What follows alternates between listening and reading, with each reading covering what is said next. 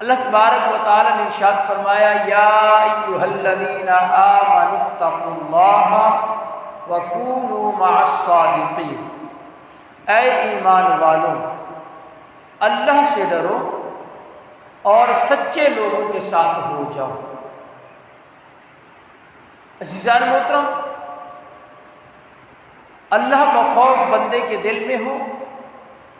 اور اللہ کے نیک بندوں، صالحین، سچے لوگوں کے ساتھ وابستگی ہو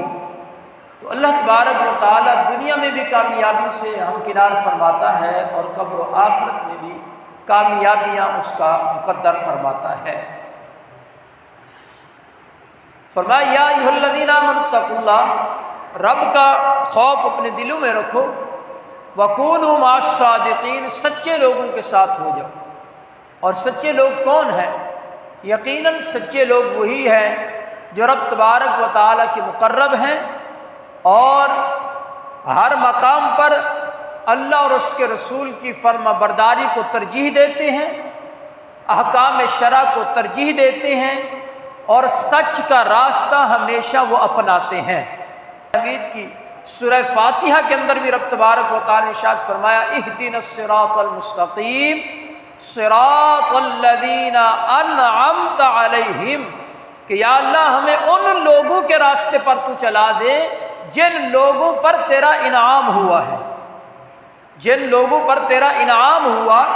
ان لوگوں کے راستے پر تو ہمیں چلا دے، غیر المغضوب علیہم ولا الضالین، یا اللہ وہ جو گمراہ لوگ ہیں جن کے اوپر تیرا غضب نازل ہوا ہے ان کے راستے سے ہماری حفاظت فرما۔ تو ہر نماز کے اندر، ہر رکعت کے اندر بندہ سورہ فاتحہ پڑھتا ہے، گویا کہ رب کی بارگاہ میں یہ دعا مانگ رہا ہوتا ہے کہ یا اللہ نیک و صالحین کے راستوں پر جن پر تیرا انعام ہوا ان کے راستے پر ہمیں چلا دے، اور جن پر تیرا غضب ہوا ان لوگوں کے راستے سے میری حفاظت فرما۔ تو یاد رکھیے گا، تو پھر وہ انعام یافتہ ہیں کون لوگ؟ تو 5ویں پارے کے اندر اب تبارک و تعالیٰ نے ارشاد فرمایا اولئک الذین انعم اللہ علیہم من النبیین والصدیقین والشہداء والصالحین، فرمایا جن پر اللہ کا انعام ہوا وہ 4 گروہ ہیں۔ من النبیین، پہلا گروہ انبیاء ہے، ان پر اللہ کا انعام ہوا، والصدیقین، اور صدیقین ہیں، سچے لوگ ہیں جن پر اللہ کا انعام ہوا، والشہداء، اور وہ لوگ جنہوں نے اپنی ذات کی خاطر نہیں، اپنے آپ کو بہادر اور دلیر لوگوں کے درمیان مشہور کرنے کے لیے نہیں بلکہ اللہ اور اس کے رسول کی رضا کے لیے، دین اسلام کی سر بلندی کے لیے انہوں نے تلواریں اٹھائیں اور تلواریں اٹھا کر میدان عمل میں اترے،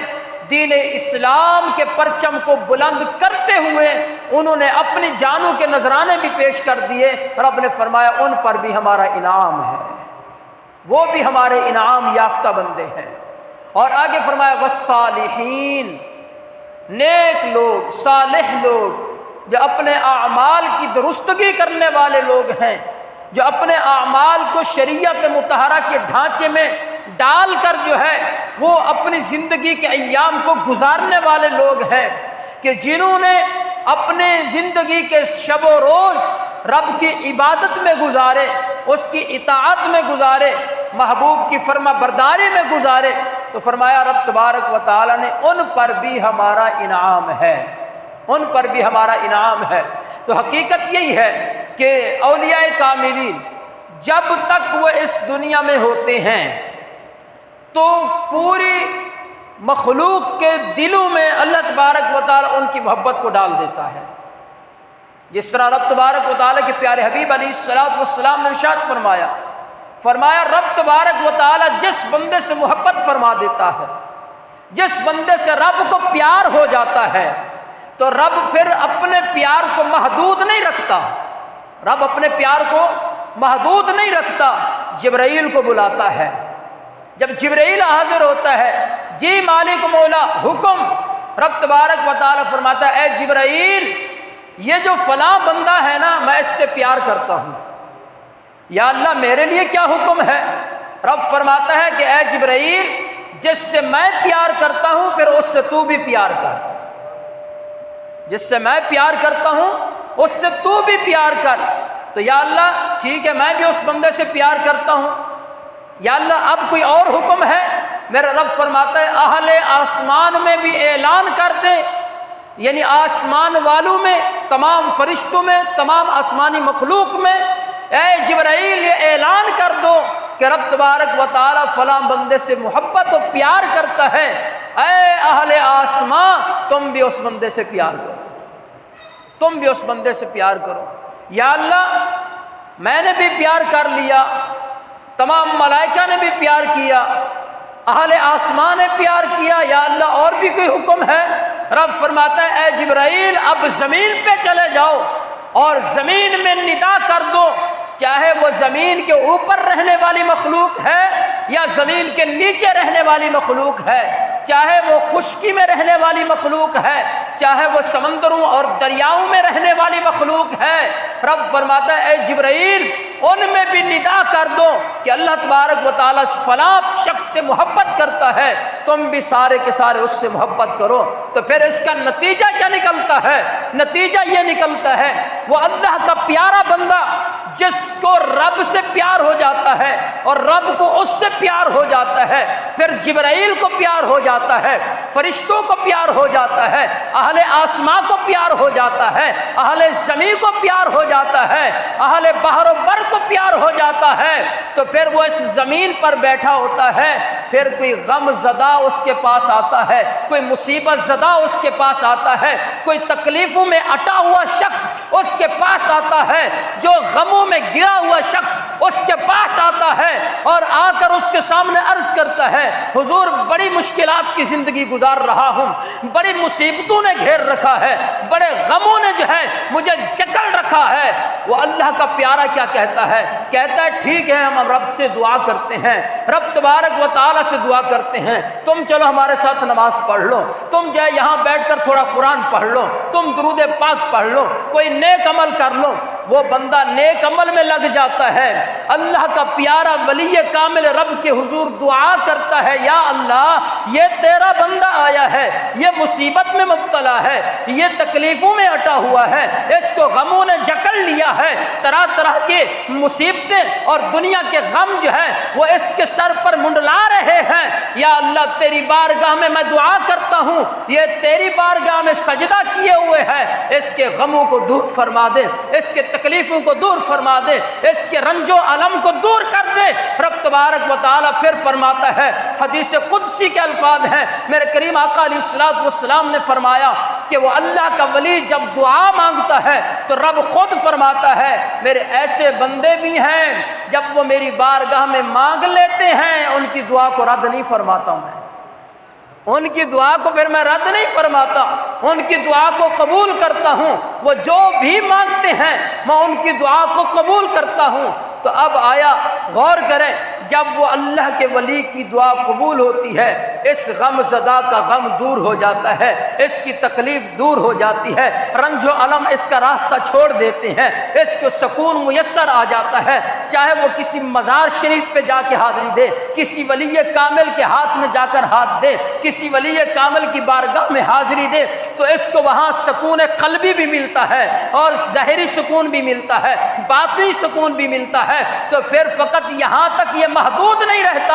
ایک حاضری میں یہ صرف سیٹ پہ نہیں ہو جاتا، جب بھی پھر اس سے پوچھا جاتا ہے کہتا ہے یار جب بھی مجھے غم جو ہے وہ میرے قریب آتے ہیں اللہ کے پیارے کی بارگاہ میں چلا جاتا ہوں، غم میرا راستہ چھوڑ جاتے ہیں، تکلیفیں میرا راستہ چھوڑ دیتی ہیں۔ تو عزیزان محترم یہ وہ اللہ والے ہیں، یہ اللہ کے وہ صالح بندے ہیں کہ ان کے ساتھ پیار کیا جائے، ان کے ساتھ محبت کی جائے، ان کے ساتھ الفت رکھی جائے۔ تو فرمایا الاخلاء یومئذ بعضهم لبعض عدو الا المتقین، 25ویں پارے کے اندر رب تبارک و تعالی نے ارشاد فرمایا سارے یار چھوڑ جائیں گے سارے گہری دوستی والے چھوڑ جائیں گے، ماں باپ چھوڑ جائیں گے، بہن بھائی چھوڑ جائیں گے، عزیز و اقربا چھوڑ جائیں گے، سارے قبیلوں والے چھوڑ جائیں گے، اہل وطن چھوڑ جائیں گے، ہر ایک انسان کا سلسلہ منقطع ہو جائے گا، لیکن الاخلاء یومئذ بعضهم لبعض عدو، سارے کے سارے دشمن بن جائیں گے تمہارے، الا المتقین، لیکن اللہ کے پیاروں کے ساتھ اگر دوستی لگئی ہوگی تو یہ دوستی تمہیں دنیا میں بھی کام آئے گی، یہی دوستی تمہیں قبر میں بھی کام آئے گی، یہی دوستی تمہیں آخرت میں بھی کام آئے گی۔ یہی وہ اللہ والے ہیں، ان کی محبت، ان کا پیار، ان کی الفتیں جو دنیا میں بھی سکون دیتی ہیں، قبر میں بھی سکون دیتی ہیں، آخرت میں بھی نجات دلواتی ہیں۔ تو عزیزان محترم، یہ وہ ولی کامل ہیں۔ پھر رب تبارک و تعالی اعلان فرماتا ہے، رب تبارک و تعالی فرماتا ہے کہ اے لوگوں سنو، میرے کریم آقا علیہ السلام کا فرمان، حضرت سیدی انس بن مالک رضی اللہ عنہ سے روایت ہے، فرماتے ہیں کریم آقا نے فرمایا، رب فرماتا ہے کہ میں زمین پر اپنا عذاب نازل کرنا چاہتا ہوں، زمین پر اپنا عذاب نازل کرنا چاہتا ہوں، لیکن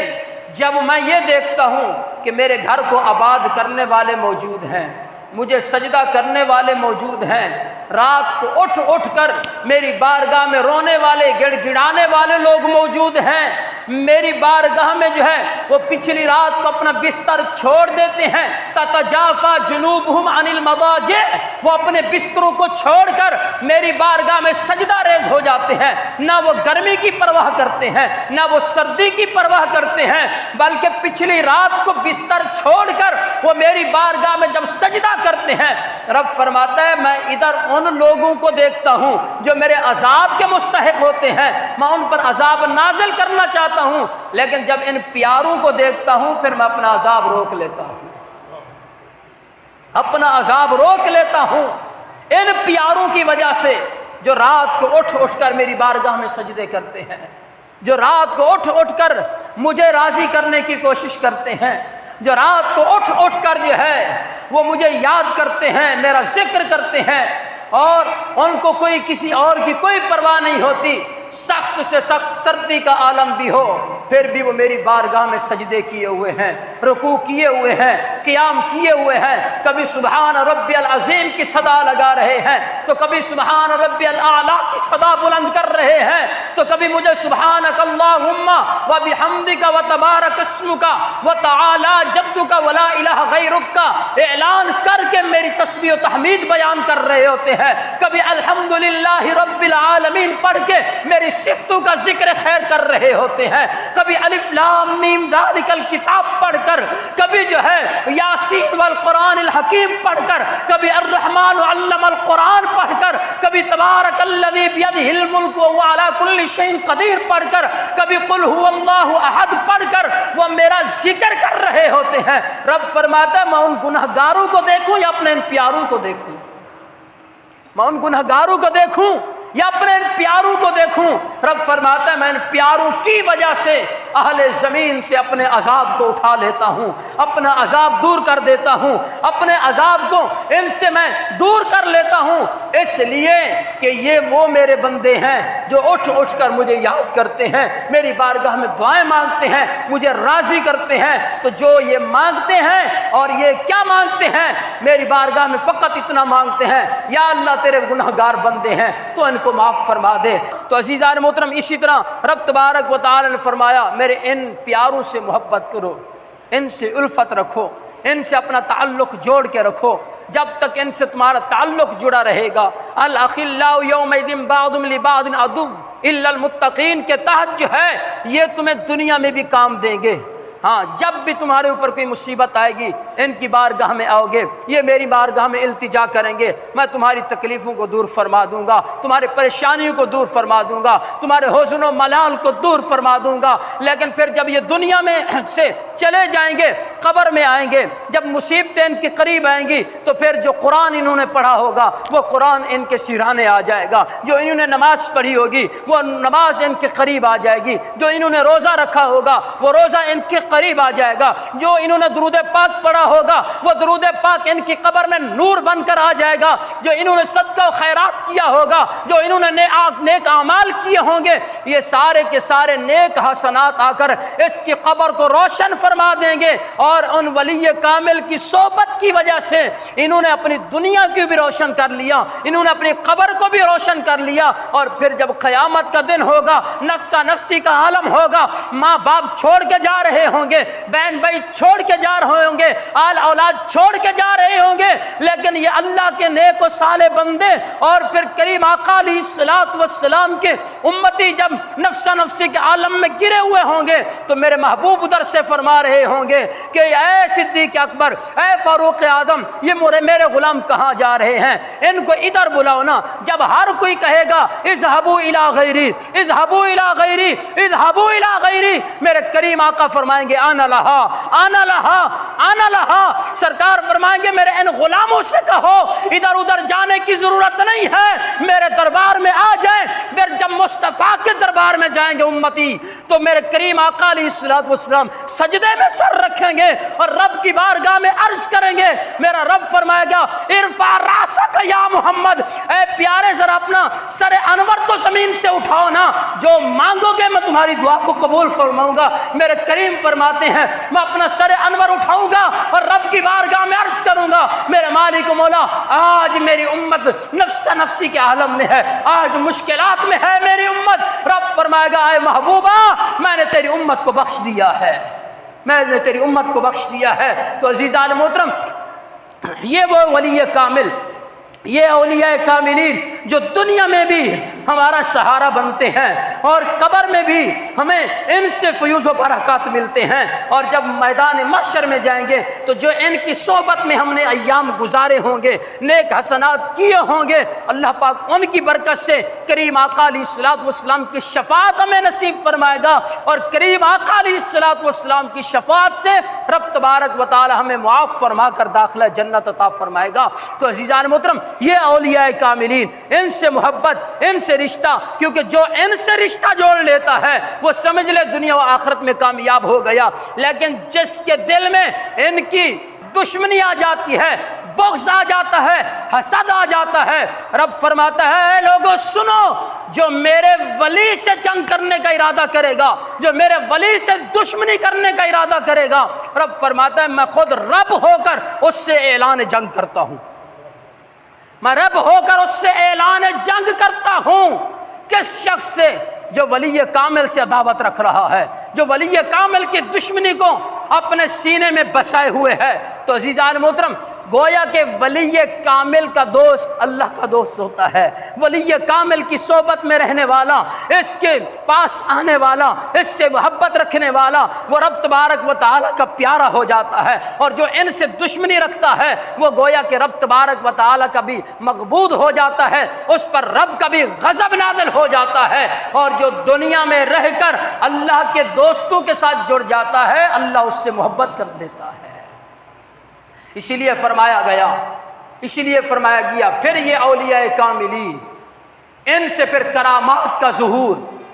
ہاں، یہ کرامت جو ہوتی ہے یہ ولی کامل کے ولی ہونے کی دلیل نہیں ہے۔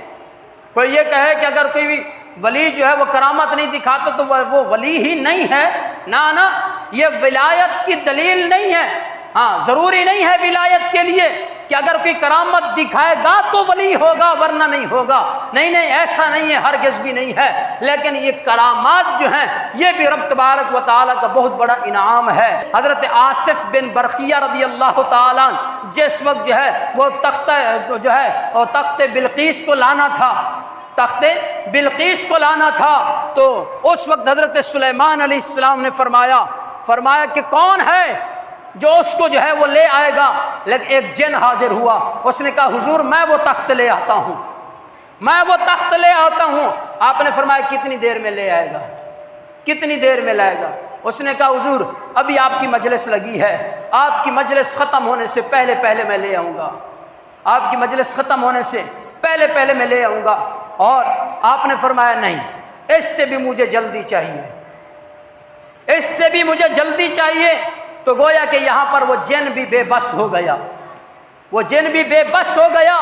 اور اتنے میں حضرت سلیمان علیہ السلام کی بارگاہ میں وہ آپ کا وہ غلام، آپ کا وہ خادم حضرت آصف بن برخیہ، جس کے متعلق قرآن نے کہا کہ اس آصف بن برخیہ کے پاس کتاب کا علم تھا، کتاب کا علم تھا، جس کی وجہ سے اس نے کہا حضور میں لے آتا ہوں۔ آپ نے فرمایا کتنی دیر میں لائے گا، کتنی دیر میں لائے گا؟ تو انہوں نے عرض کی حضور بس آنکھ جھپکنے کی دیر میں لے آؤں گا۔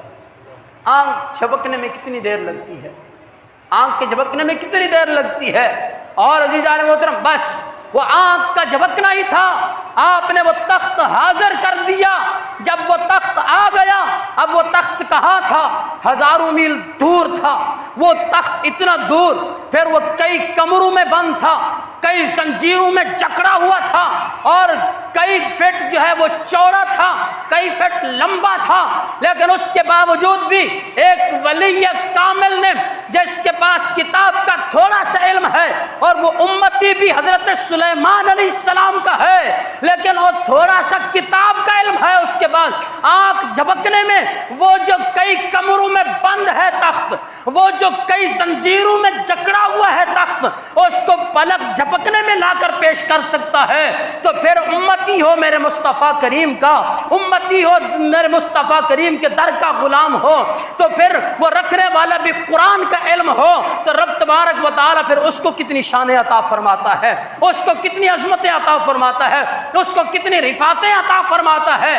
اور ایسے ایسے اولیاء کاملین نے اپنی کرامات کا ان سے اتنا ظہور ہوا ہے کہ کرامت کس کو کہتے ہیں؟ جو لوگوں کی عقل میں نہ آئے لیکن وہ کام کر کے دکھائیں۔ یہ رب تبارک و تعالیٰ کی طاقت سے ہوتا ہے، یہ رب تبارک و تعالیٰ کی توفیق سے ہوتا ہے۔ اس لیے کہ رب فرماتا ہے کہ جس وقت ولی کامل مجھ سے محبت کرنے والا میرا پیارا بن جاتا ہے، پھر میں اس کی آنکھوں کی طاقت بھی بن جاتا ہوں، اس کے کانوں کی طاقت بھی بن جاتا ہوں، اس کے ہاتھوں کی طاقت بھی بن جاتا ہوں، اس کے پاؤں کی طاقت بھی بن جاتا ہوں۔ اور پھر اعضاء تو بظاہر اسی کے ہوتے ہیں، لیکن اس میں طاقت رب ذوالجلال سما جاتی ہے۔ وہ طاقت رب ذوالجلال کی بدولت وہ دنیا میں وہ کچھ کر دکھاتا ہے، اور پھر وہ پوری دنیا کا نظارہ اس انداز میں کرتا ہے کہ سیدی غوث اعظم فرماتے ہیں کہ پوری کائنات عالم کو میں ایسے دیکھ رہا ہوں جس طرح میری ہتھیلی پہ رائی کا دانہ رکھا ہوا ہے، جس طرح میری ہتھیلی پہ رائی کا دانہ رکھا ہوا ہے۔ آپ فرماتے پوری کائنات کو میں اس طرح دیکھتا ہوں، اور جس کے سامنے کائنات اس کے ہتھیلی میں سما جائے تو پھر کائنات کی کون سی چیز اس سے دور ہو سکتی ہے، اس سے دور ہو سکتی ہے۔ تو یہ ولی کامل کی کرامت ہوتی ہے، یہ ولی کامل کی طاقت ہوتی ہے۔ تو عزیزان محترم یہ ولی کامل کی طاقت ہے، پھر اس میں غوث ہے، اس میں قطب ہے، اس میں ابدال ہے، اس میں نقبا ہیں، اس میں نجبا ہیں، اور اس میں دیگر اولیاء کاملین کی صفتیں ہیں، اور ان میں پھر جو ہے قطب الاقطاب ہیں، غوث ہیں، غوث اعظم ہیں۔ یہ سارے وہ منزلیں ہیں، وہ مقام ہیں جو اولیاء کاملین کو رب تبارک و تعالی عطا فرماتا ہے۔ جب یہ ان مقامات پر یہ فیض ہوتے ہیں ہستیاں، تو پھر وہ اس دنیا میں بھی رہ کر جو ہے رب تبارک و تعالی کے مقرب ہوتے ہیں، اور قبر میں بھی چلے جاتے ہیں تو یہاں تو وہ دنیا کے دوسرے معاملات کو بھی دیکھ رہے ہوتے ہیں، لیکن جب وہ اپنی قبر میں چلے جاتے ہیں اب ان کی جو نگاہ ہوتی ہے، ان کی جو توجہ ہوتی ہے وہ ان کے چاہنے والوں کی طرف ہوتی ہے۔ لوگ کہتے ہیں جی مزارات پہ کیوں جاتے ہو، کس لیے جاتے ہو، کیا ملتا ہے تمہیں؟ ہم نے کہا ہمیں بہت کچھ ملتا ہے، ہمیں بہت کچھ ملتا ہے اولیاء کاملین کے پاس جانے سے۔ اس لیے ہمیں بہت کچھ ملتا ہے کہ جس وقت کوئی محبت کے ساتھ، کوئی عقیدت کے ساتھ، کوئی جو ہے وہ اپنے دل کے اندر پیار رکھ کے ولی کامل کا جاتا ہے تو ولی کامل کے فیوز و برکات اس کو ملتے ہیں، فیوض و برکات اس کو ملتے ہیں، اس کی نگاہ خاص ہوتی ہے اس پر۔ آپ ہزاروں مسائل میں جکڑے ہوئے ہیں، دنیا کے ہر طبیب کے پاس آپ چلے جائے، ہر جانب چلے گئے، لیکن اپنے ان دکھوں کا اور ان جو ہے رنج و الم کا مداوع نہیں ہو سکا۔ لیکن ولی کامل کسی کی بارگاہ میں آپ جاتے ہیں، شرط یہ ہے کہ وہ کامل ہو۔ جب اس کے پاس آپ جاتے ہیں تو آپ کا ذہن بھی سکون میں آ جاتا ہے، آپ کا جسم بھی سکون میں آ جاتا ہے، آپ اطمینان محسوس کر رہے ہوتے ہیں۔ تو آپ یہ سارا کچھ جو اطمینان محسوس کر رہے ہوتے ہیں، یہ کیا ہوتا ہے؟ یہ اس ولی کامل کی نگاہ ہوتی ہے، یہ اس ولی کامل کی نگاہ ہوتی ہے۔ ہاں تو کسی نے کیا کہا تھا کہ نگاہ ولی میں وہ تاثیر دیکھی، بدلتی ہزاروں کی تقدیر دیکھی۔ تو حقیقت یہی ہے، آنے والا بے نمازی ہوتا ہے، لیکن جب کامل کے ہاتھ میں دیتا ہے ہاتھ تو وہ ولی وہ جو ہے نمازی بن جاتا ہے۔ آنے والا چور ہوتا ہے، ولی کامل کے ہاتھ میں دیتا ہے تو اب وہ چوری سے توبہ کر کے جو ہے وہ اللہ کے راستے پر آ جاتا ہے۔ اگر جو ہے وہ ڈکیت ہوتا ہے یا کسی بھی گناہ کے اندر ملوث ہوتا ہے، لیکن جب کامل کے ہاتھ میں دیتا ہے، ہاں شرط یہ ہے کہ کامل ہو جس کے ہاتھ میں ہاتھ دیا جائے، جب کامل کے ہاتھ میں دیتا ہے وہ ولی کامل، بظاہر تو اس کا ہاتھ، اس بندے کا ہاتھ اس ولی کامل کے ہاتھ میں ہوتا ہے، وہ ولی کامل اس کا ہاتھ اپنے مرشد کے ہاتھ میں دیتا ہے، وہ اپنا ہاتھ پھر اپنے مرشد کے ہاتھ میں دیتا ہے۔ یہ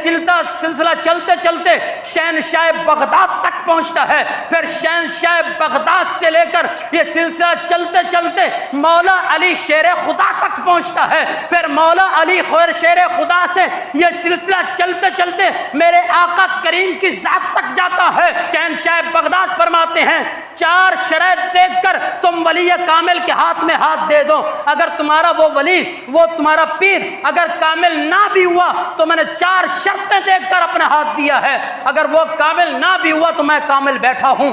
میں پھر تمہیں سنبھال لوں گا، پھر تمہارا تعلق دیار مصطفیٰ تک میں پہنچا دوں گا، اور دربار مصطفیٰ